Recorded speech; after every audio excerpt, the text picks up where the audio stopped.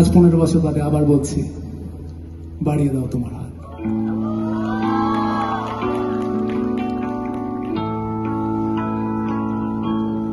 বাড়িয়ে দাও তোমার হাত, আমি আবার তোমার আঙুল ধরতে চাই।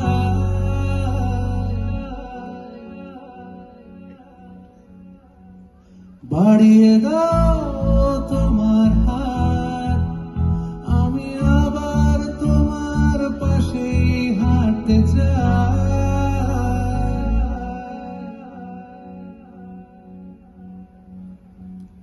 বাড়িয়ে দাও তোমার হাত, তোমার হাত। কিভাবে কাছের দেওয়াল যেন আটকে থেকে যায়, কিভাবে পুরো